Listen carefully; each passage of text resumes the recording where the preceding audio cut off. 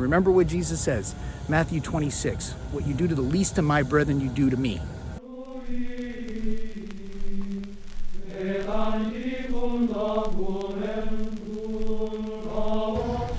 The grace and peace of our Lord Jesus Christ to all of you, and welcome to this episode of Coffee Time with me, Father Sam.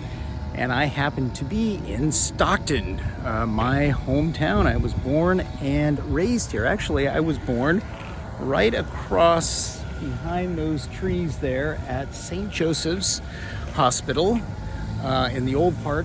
Now grown quite a bit in the 52 years since my birth. But I am here on this feast or solemnity of Saints Peter and Paul.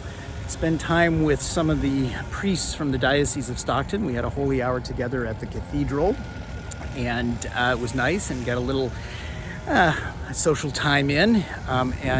So happy feast day to everyone. And I am still celebrating, which I know many of you are, if not all, the gift we received on last Friday when the Supreme Court of the United States made the decision to overturn that horrible and unjust decision of Roe versus Wade, the 1973 Supreme Court decision, which allowed for abortion in every state of the Union without any restrictions. And so we are so grateful that that has been overturned. We are joyful, thanks be to God for that. But we have still a lot of fighting to do in this.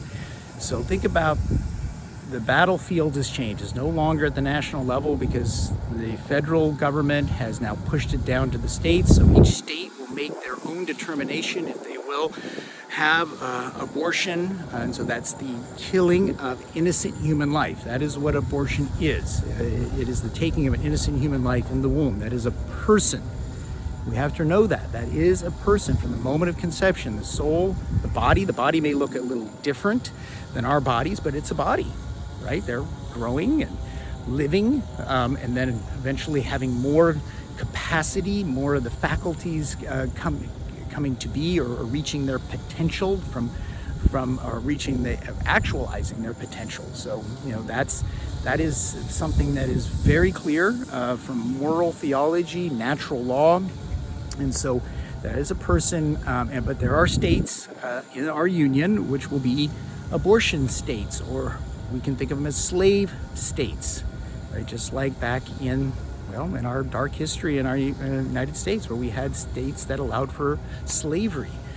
We have abortion, we have states that will allow for abortion, including California. And so this is very important. As I understand it, just recently, just a few days ago, the legislators of California, the state assembly, the state senate, with 2/3 majorities, passed a resolution to put on this November's election, or on the ballot this November, an initiative to enshrine abortion rights, or allowing for abortion in the state of California, probably without any restrictions.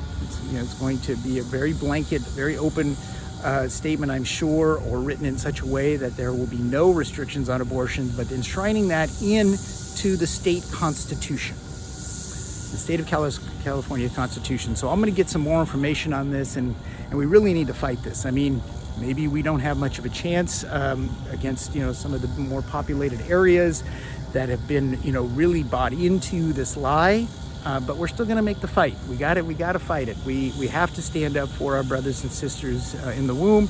We got to stand up for their parents, their mothers, and just the devastating effects of abortion that a woman undergoes, or the consequence of making that decision that she's oftentimes pressured into, that we really though need to be disciples, true disciples of Christ. And a true disciple of Christ stands up for every person. Remember what Jesus says, Matthew 26, what you do to the least of my brethren, you do to me, right? And who's least in our culture? The baby in the womb, right? They have the least rights. So we need to do what we can for them and their mothers. And we're always looking to help the mothers and trying to help them make that right choice, give them everything they need, whatever support, whatever financial